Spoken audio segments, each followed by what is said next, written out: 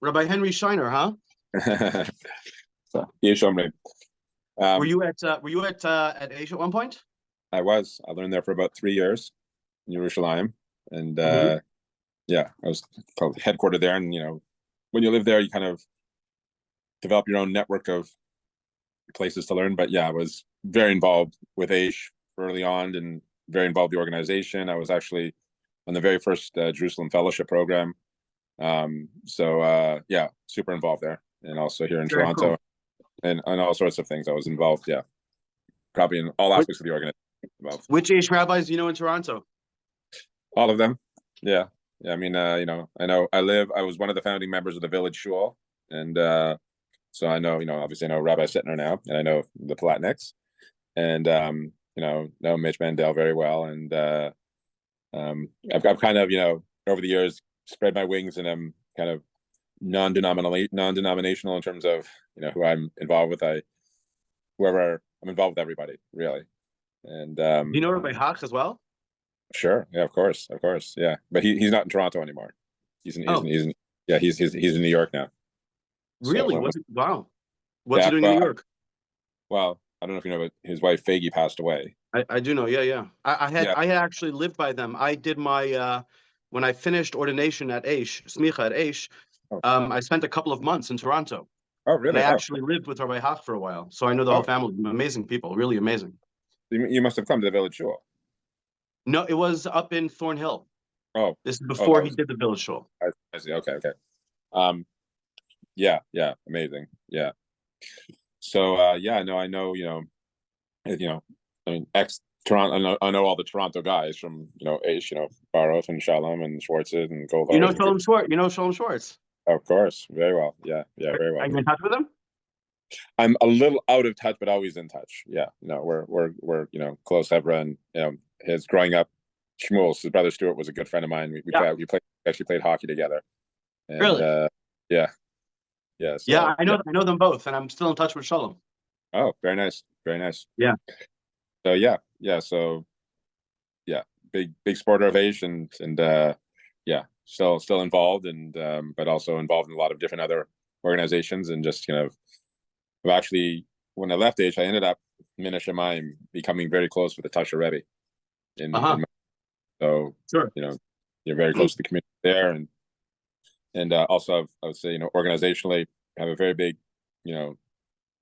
shaykhs with Chabad, and I can see from the beard that you have a shaykhs with Chabad. yeah, it's not. I would say that's more from the shaykhs with the Torah, but so I think that's where we both get the shaykhs with the beard, but and I also yeah, a lot of different things, and organizationally were kind of my overt, although these organizations are more involved behind the scenes, my overt kind of communal facing activities are with the Lawfare project. So I'm a director and the treasurer of the Lawfare project. Mm-hmm. And the way that I got to that was actually through the issue of our title and sovereign legal rights. So the lawyers who actually have clarified all the law and history on that both happen to be Canadian lawyers. One is from Toronto, one's from Montreal. So it's a long story, but I got connected with them, and through business, I was doing business with former Attorney General John Ashcroft. Mm-hmm. So when he left government, he set up he had a consulting business called the Ashcroft Group. So Mm-hmm. I was involved with him, and so when I learned about the truth of our title and sovereign rights, so just so you know that the entire diplomatic community and the Israeli government and the UN are totally upside down, and everything they're doing is illegal. The Okay, yeah. So let's get started on this, right? So what you wanted to talk about was the Lawfare project that you're yeah, involved with, right? The Lawfare project, yeah, and I wrote back to you that I'd be very happy to have a conversation, but just in advance, I'm obviously not a propagandist, right? I yeah, speak as I feel, but I think is right, yeah. and personally, I don't know, maybe you're a lawyer. Are you an attorney? I'm a former investment banker and work in the investment community, so I'm not a lawyer by training, but I have obviously I learned Gemara, so but my job is to be dealing with the law constantly. So I I imagine, think right? yeah, so I'm thinking I'm working within the legal environment on a daily basis. So I have and I study Torah law, so So I understand the logic and the context of law, and have, you know, am a bit of a historian myself. So I had an appreciation for the lawyers who actually are the legal scholars. And when I learned it, this has been Oh a yeah, so 15. let's get to this now. So just to finish what I was saying. So I responded to you that like because I don't do the propaganda aspect of it, I personally have like I'm trying to make a much better world now, and I Yeah. think that a large part of our problem is the law. Yes. So that's why I just wanted you to know in advance that in general, you know, I mean, obviously being Jewish and a rabbi, I know plenty of lawyers, it goes without saying. And in Yeah. general, they're wonderful people. They really, really are. Yeah. No problem with them at all as humans. But the system itself, I find to be, you know, very morally problematic, especially because it's basically whoever pays more wins the law to a large degree. So that's kind of an issue that I have, where it doesn't feel like it's equal for all people as law should be, as the Torah is, of course. You know, even a king in the Torah is not allowed to have too much money, right? Or too many horses or women either. Um, so so that's kind of an issue that I have. But what you're doing, of course, is very good for Israel. So let's start with talking about what it is that your group does, and if we have a disagreement law-wise, then we'll bring it up. But what is it that your group does? Well, the Lawfare project itself, as its general mission, is we protect and educate against lawfare, which is the use of the law as a weapon of war. So combatant enemy organizations and states use Western nations' legal systems to use law as a weapon of war and to undermine the basic values and morals of our culture using the legal system. That's the phenomenon Right. of law. I'm against that. Yeah. Yeah. So that's lawfare is a term that was coined by a U.S. general. I forget the name of the general off the top of my head, but so Brooke Goldstein, who is the founder and CEO of the Lawfare Project, who's a human rights attorney and, you know, award-winning filmmaker, she founded Lawfare to address this issue.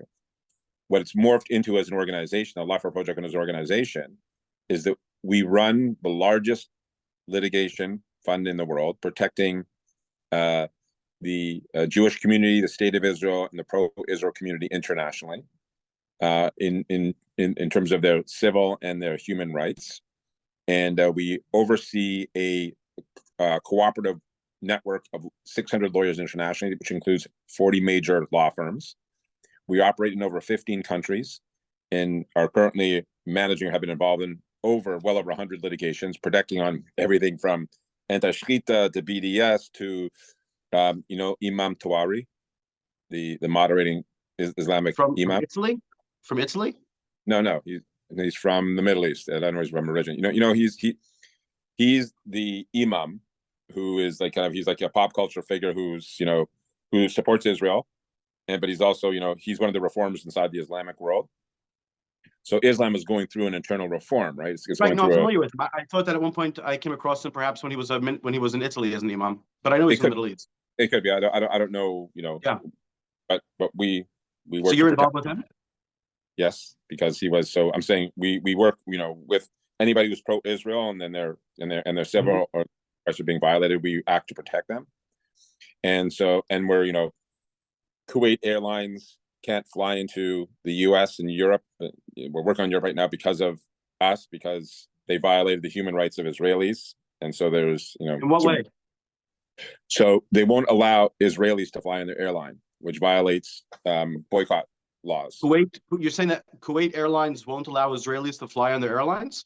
Yes. In other words, with an Israeli passport, you can't. I mean, first of all, isn't Kuwait kind of in the process of making peace with Israel as part of the? Yeah, actually, I'm not sure, you know, in terms of the Abraham Accords, how that's altered that. But this was something, you know, back in 2015 or 2016. So yeah, so we took them to court, we won, and so all they had to do was comply. And as opposed to complying, they shut down their routes to the U.S. So they weren't allowed to. And I think we blocked them out of certain countries in the EU as well. You go to our website. They were specifically, you're saying, like, in other words, if you were going somewhere, not to Kuwait, but anywhere, if you had an Israeli passport, they were saying you couldn't go on. Got it. So, wow. so if you go to our website, thelawfareproject.org, you'll see. Okay. Thelawfareproject.org. Yes, everything is there. All the cases about our organization. So as an organization, that's what we do. And within that, my specific focus is on the issue of the title and sovereign legal rights that Am Yisrael, the Yehudim, have to Israel, Palestine, Israel, in the context of international law. And so the realpolitik narrative is, there was the Balfour Declaration in 1917, and because of, British colonial, One second, I got my, sorry, pause. I got my alarm here for, let me push this off for 10 minutes if I can. Sorry, give me a moment. Because I'm supposed to leave, so let me just push this off. All right. Okay.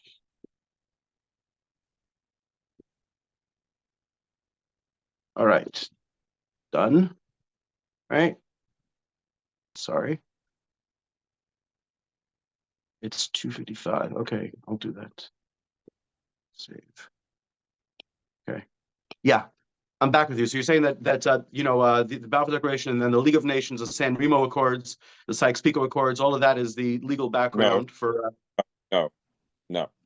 That's the problem. Is yes, those took place, but the way that people dot connect on that is what has created the distortion field. So I'm saying what is being touted in the diplomatic,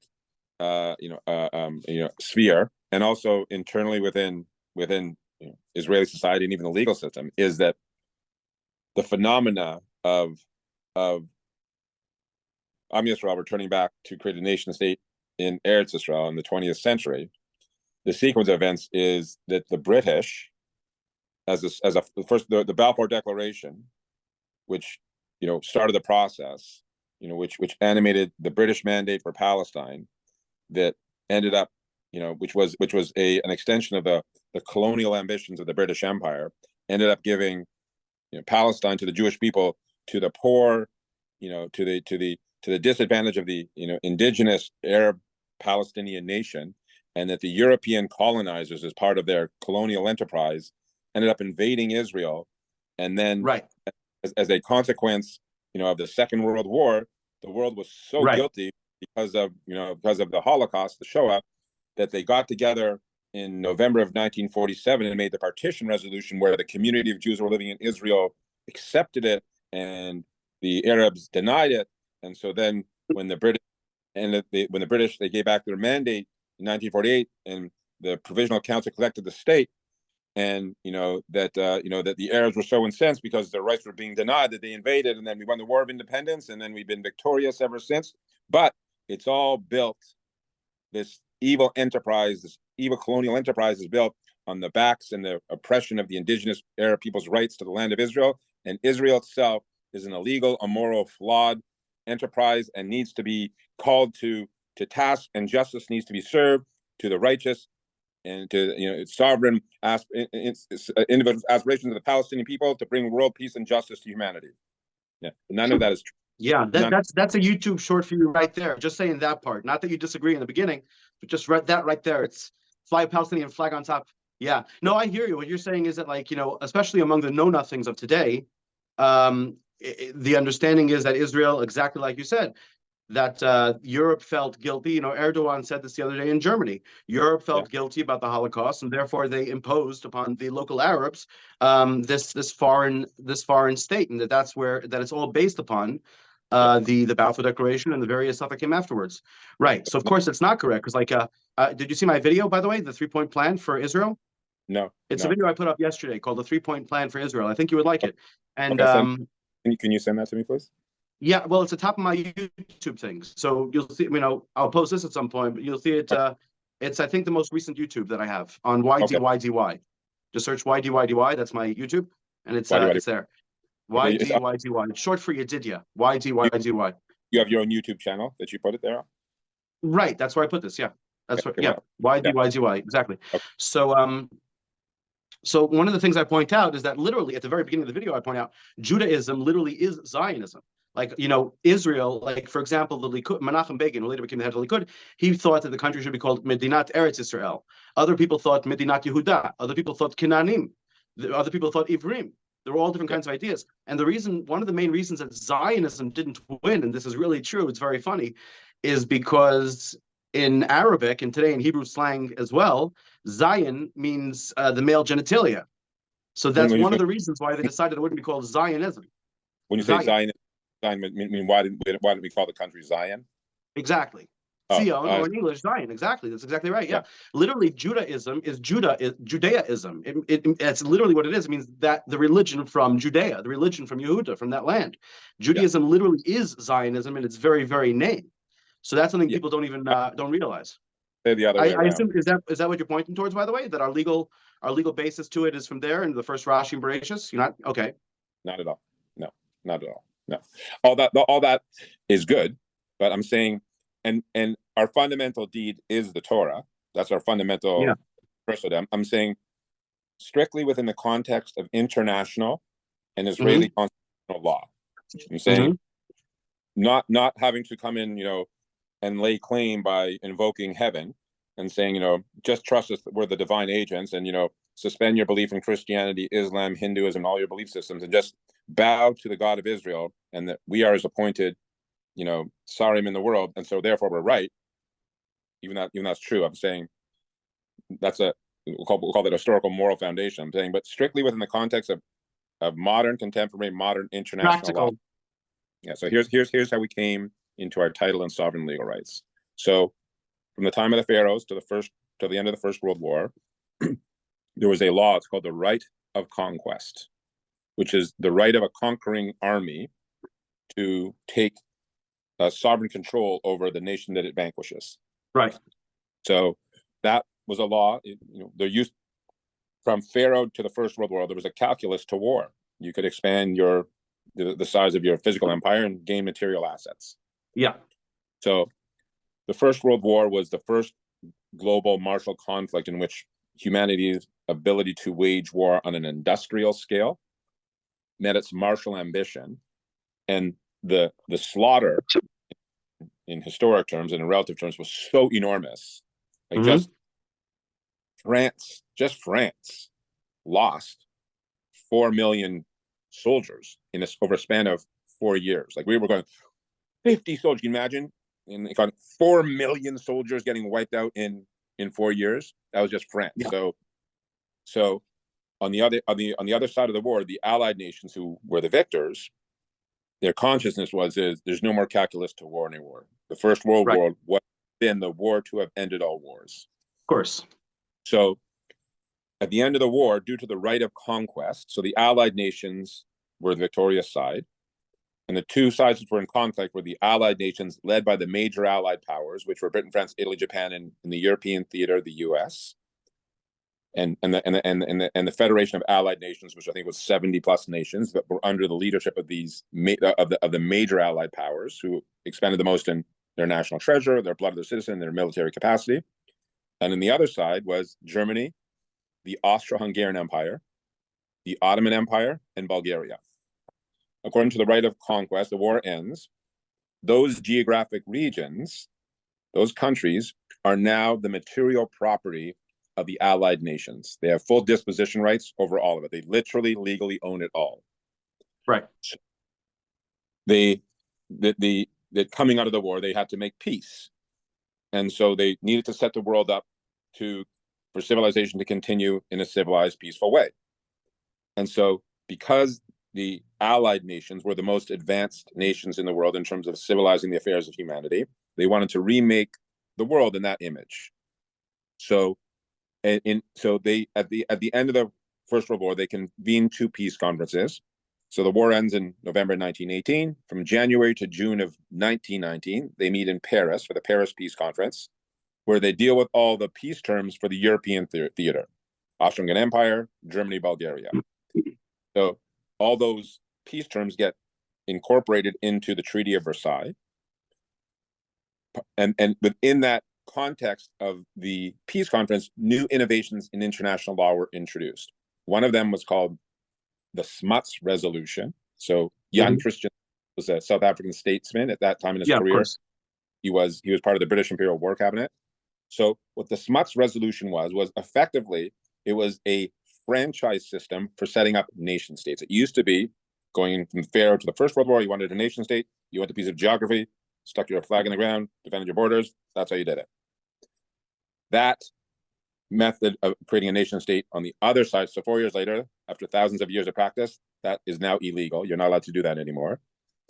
So because of so one is because of the introduction of this new diplomatic body called the League of Nations, of which all the nations of the world became member states. And part of the charter of the League of Nations is that no member state of the League of Nations is legally allowed to engage in a war of aggression with any other member state. So there's no, and so the right of conquest gets ushered, the process of the right of conquest being ushered into the dustbin of history gets promulgated. The introduction of the way, new. I have to go in a few minutes, so let's see. I mean, we can speak more in the future, of course, but let's see if we can finish up now within 5 minutes, okay? Sure.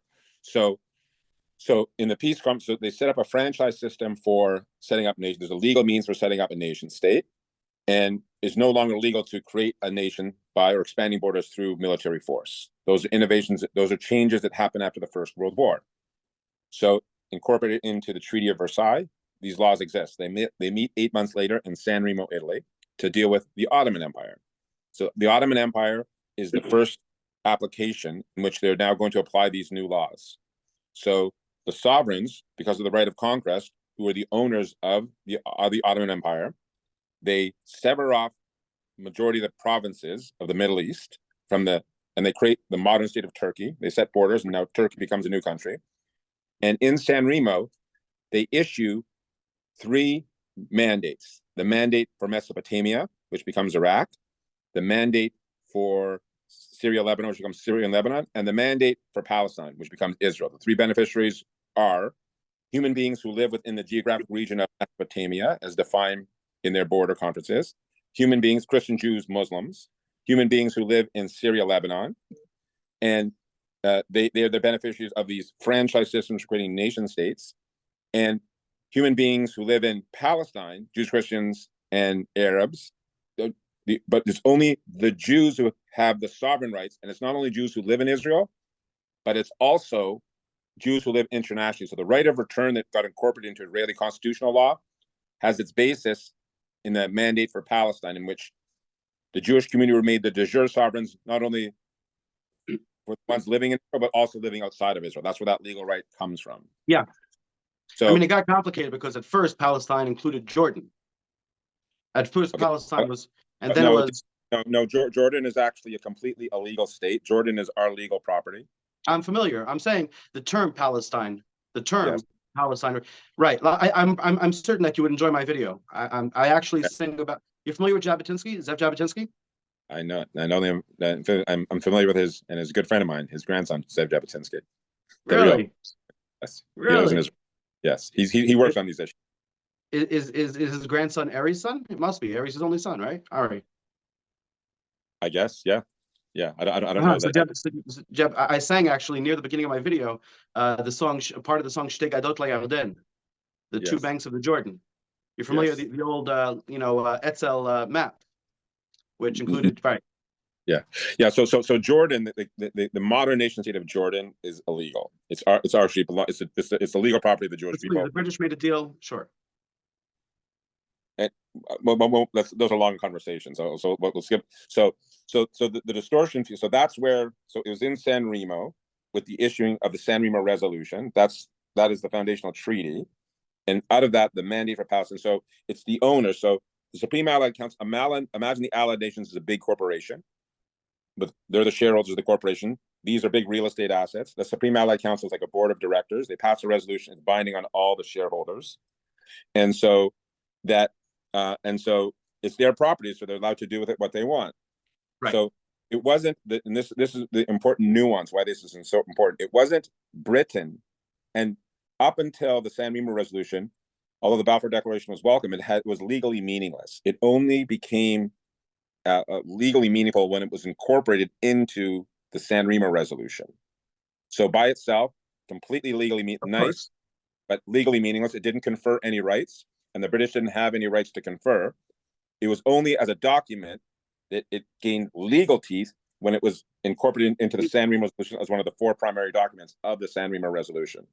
So that's a nuance, an important distinction. So just for this conversation, because we have to finish quick, what is it right now? What is it right now? And like I said, we can speak again in the future. But what is it right now that you are trying to get done specifically through this video? So that the whole narrative of the Palestinians is a false, distorted fiction. There are actual historic and legal events that are objectively true, in which that are the source of the sovereign legal rights that we as the Jewish people have to the land of Israel, Palestine, that totally mavatals their narrative, and also demonstrates that the entire international community is treaty bound and have already acknowledged that we have full title and sovereignty to all of Palestine. There's no everything that the international community attempts to impose that denies that, the two-state solution, the rights of the Palestinian people, all of that narrative, although it may be emotionally and romantically, because of the way they've spun it, compelling, it is fundamentally illegal. And not only that, the nations of the world are legally obligated to acknowledge that we, through signed treaties, they have already legally acknowledged that we, the Jewish people, are the sovereigns of all of Palestine and Israel. And so whatever issues that need to be practically done to resolve the facts on the ground, that is the basis from which a conversation needs to be starting from. As a sovereign, you're saying that it's settled. You're saying that the law is settled. In other words, people still, for some reason, there's no other country that arose in 1948 that there are still numerous people around the world claiming is somehow an illegitimate country. That's right. So you're saying that in addition to whatever moral and practical arguments there are for the fact that Israel is a settled fact, there's also a legal fact that you want to have enshrined in the consciousness and laws of all the countries. It's not want to. It is. You're saying actually, it's already enshrined in the laws of the international law that that ought to become wider known. And the basis for all diplomatic discussion needs to be from the foundations from of that those standpoint of law and history. So as a sovereign, if we wanted to, it wouldn't be the policy that I would say, but let's say I have other solutions for this, but I'm just saying in theory, whereas our enemies have created a narrative to turn the emotions of the world against Israel because they've created a narrative in which they are the indigenous oppressed people because of the vestige of the tyrannical colonial policies of the European nations have ended up their national aspirations have been denied, and that the Zionist movement is the last vestige of this illegal tyrannical European colonization movement is oppressing their intrinsic moral rights as human beings for self-determination. And so that they've attempted to create a position of moral superiority that is forcing the hand of Israel to give them their own state on our land and our territory. And so that they brilliantly, by the way, they didn't do it on their own. They were literally advised by the KGB, as well as the former head of the German Navy SEALs. His name is Otto Scarsozi. So they didn't come up on this own. These were tactics advised to them by intelligence agencies, the strategy, and also mistakes that the Israeli government and judiciary made in terms of applying laws that left gaps, conceptual legal gaps, that allowed them to create these philosophies that they've been able to market their position to the point where this completely fictitious nation has achieved observer status in the UN and is tugging on the moral heartstrings of humanity, right? So they've done a good job. Right? I hear you. Yeah, absolutely. Yeah, we have plenty more to talk about. We're probably in agreement on strong agreement, I would say, on pretty much everything, on almost everything. Like I said, I'm naturally very reticent about the law in general, but yeah, I like. I have lots of writings on this. I can send you. You can read up on it. There's books and articles, and happy to share that with you. I've lectured on the subject internationally. Like, okay. You might, if you watch the video, you'll see that my video called "The Adidya 3-Point Plan." I had no idea that you even had any. I was. Thank you for sharing that with me. I had no idea. Now I didn't know why you contacted me. I figured that maybe we were familiar. No, I just saw that you had a podcast. So I've been speaking with my friends. I have a strategy group here made of some really smart guys here in Toronto. But because I'm saying, like, look, these are the facts. It's ridiculous. Yeah. Why are we ashamed to state the true legal facts of law and history? Yeah. Facts of law. Why should we be ashamed of that, right? But yeah, as you'll see in the video, I go even further back to, because first of all, for Christians and Muslims, they do recognize the Jews' rights to the land of Israel. It's in the Quran, in fact. Yes. And beyond that, there's also what to be said for saying what you believe to the world as an honest person. right? Yes. In other words, But if we believe that but God said that this is our land, yes. But by the way, and Regal Hud, we can't go into that now. It's not really an argument. It is and it's not, because you have to, if you didn't, you'd have to deny the span of 2 millennia of history and the affairs of humanity to accept our claim. Like, in other words, right? the No, I mean, by the way, my more just so you know, also a little bit about me is that I've so in addition to getting smicha from Aish in the old city, yes. I lived in various Arab countries, in various Oh, Arab and Muslim countries. oh wow. Yeah, Oh, so I okay. definitely have empathy for Arabs in a way that that even though I lived in, it's funny, I lived for about 7 years in the old city, literally looking through the window of my bedroom. I lived under the stairs behind the fridge in the old city. Space is small, and but looking out through the window, I would watch TV on my Arab neighbor's television. I'd get woken up every morning by people during Ramadan, people Yeah. banging on the windows to wake me up for prayers. But surprisingly, 7 years of that, I didn't really gain the personal empathy that I gained from living for a number of years in Turkey and Jordan and Emirates. Wow. Um, Why did you yeah, live there? so I definitely care very, very much for the Arab people that are in that territory as well. I definitely feel it's not lost on me at all, you know. Yes. But the Jews don't have a problem with being too kind. We're definitely a kind people, and I think that we need to just explain ourselves better, exactly like you're doing. That's what I think. Exactly. Exactly. Yeah. I'm saying that if we can't even actually agree on the basic true facts of law and history, how can we agree on everything? And I kid, I say in a laughing way, but also in a very sad way, right? I'm saying, that the actual our only defense, surprise, surprise, is the truth, right? So all of the hoops we've jumped in to get to this point, at this point in the conflict, the only thing that error corrects the pattern is the truth, right? The truth is the best. The truth, Rambam. I'm sure you're familiar. But you were involved with Aish back when Rav Noach was still somewhat more in charge, and he was very Yeah. into Rambam. Rambam, very interestingly, the way the first time he mentions God, it takes until his fourth paragraph in the Mishnah Torah before he mentions God. Although, according to the Yemenite Nusach, the third paragraph, depending on which Nusach of Mishnah Torah you use, and the way he defines God is as emes. Really, he says emes. That's who God is. So yeah, emes means truth. Just for anybody watching this doesn't know, truth is our. Gandhi also said it, coming from a completely different background. Truth is God. You can't go wrong with truth, and what you're saying is really important. Yes. It's a pleasure to meet you finally after having read you here and there on the age Yeah. groups, and Likewise. God willing, we'll talk again soon. Okay, look forward to it. And I'll watch. So it's YDYD. Yeah, YDYDY. You just search on YouTube YDYDY.